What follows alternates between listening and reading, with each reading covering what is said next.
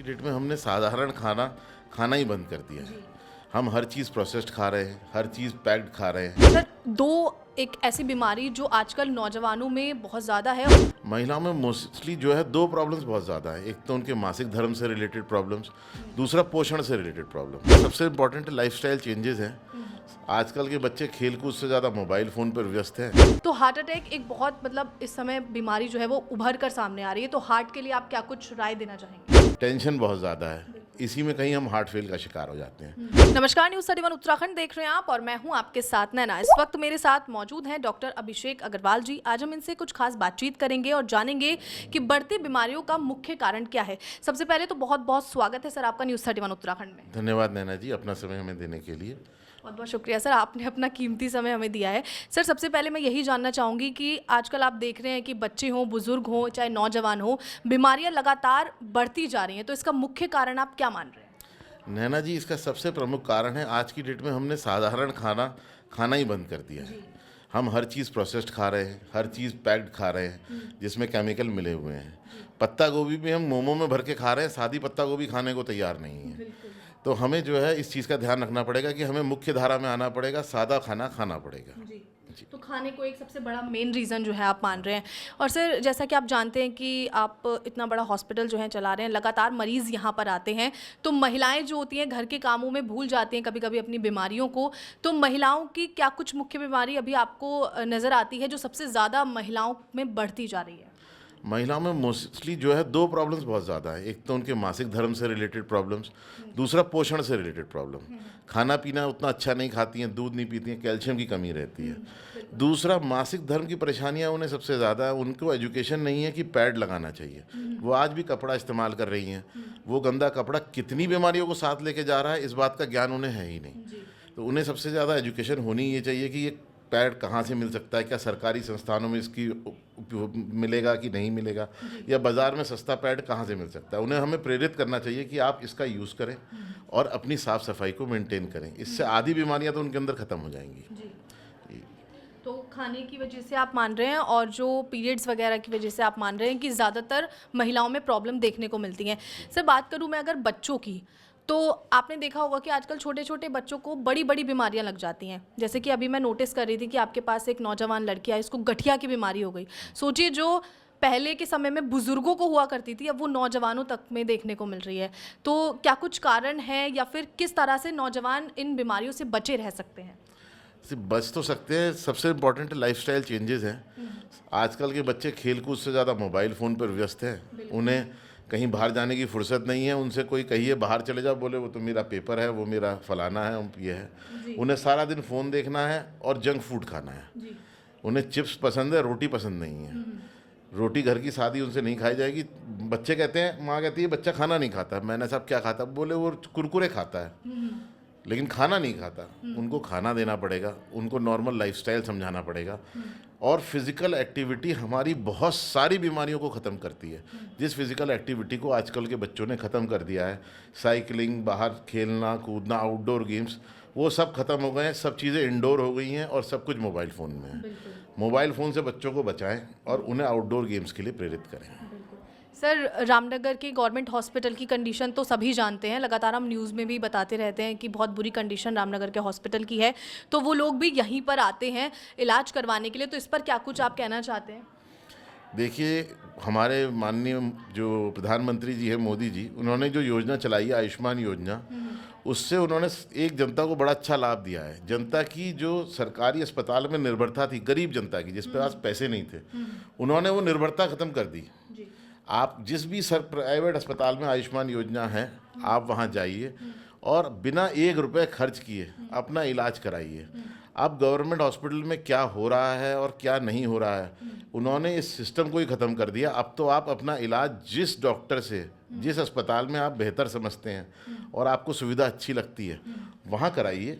अपना कार्ड दीजिए, फ्री में कराइए। अगर आपसे कोई पैसे के लिए कहता है, उनकी तुरंत उनकी संस्था आ जाती है कि किसने कहा क्या कहा।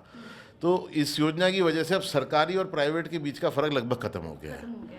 तो इसीलिए अब इस योजना के बाद ये कहना कि सरकारी में क्या हो रहा है या नहीं हो रहा है, ये हमारे लिए तो ठीक नहीं है। हम ये कहना चाहते हैं, आयुष्मान के थ्रू एक प्रोवाइड करवा दी करवा दी गई है। हमारा ये कहना है कि हमसे जो अपेक्षा सरकार की है कि हम इस योजना के अंतर्गत मुफ्त इलाज करें, अच्छा इलाज करें, हम वो करने की कोशिश करेंगे और अपनी बात को पूर्णतः कंप्लीट करेंगे। सर मतलब आसपास में जो डॉक्टर्स हैं बाजपुर गदरपुर की मैं बात करूं तो वहाँ पर कार्ड ये नहीं लेते हैं, लेकिन आपके हॉस्पिटल में मैंने सुना है कि आयुष्मान कार्ड लोग लगाकर अपना इलाज करवा लेते हैं, तो आप इस चीज़ को मतलब ध्यान में रखते हैं पूरी तरह से? जी रखते हैं। ऐसा है, कई लोगों को ये लगता है कि इसमें फ़ायदा नहीं हो रहा, इसमें इतने पैसे नहीं बच रहे। मेरा मोटिव यह है कि पैसे थोड़े ही बचें, पब्लिक को लाभ मिल जाए।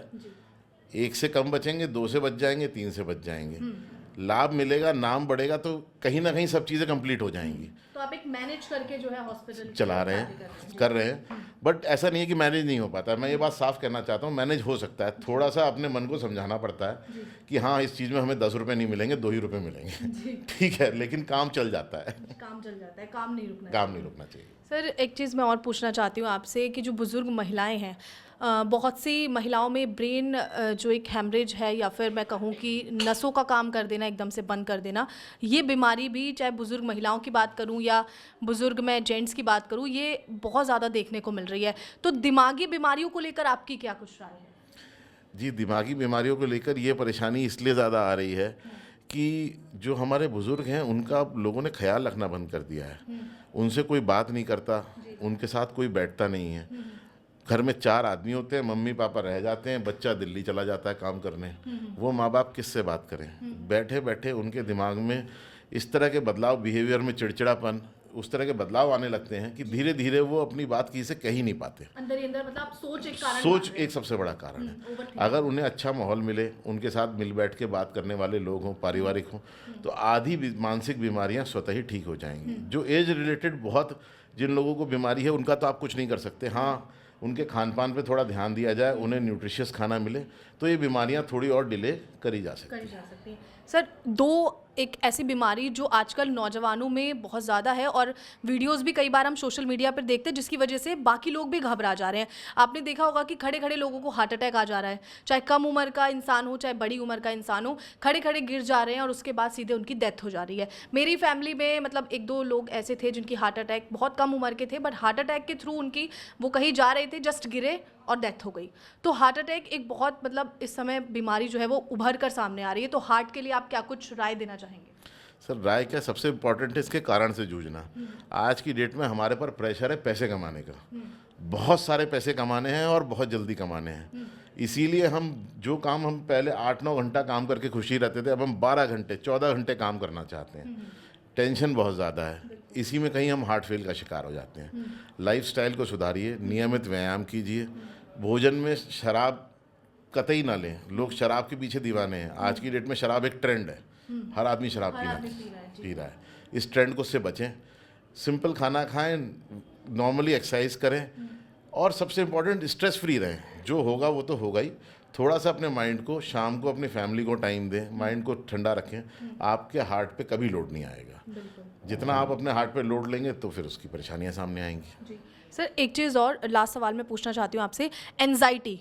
लोग बोलते हैं कि हमें एंजाइटी हो रही है कि हमें कुछ हो जाएगा, या हमें एंजाइटी है कि हमारे साथ ऐसा घट जाएगा। तो एंजाइटी को आप किस तरीके से एज अ डॉक्टर जो है वो मान रहे हैं और इसके बारे में क्या कुछ सलाह आप लोगों को देना चाहेंगे?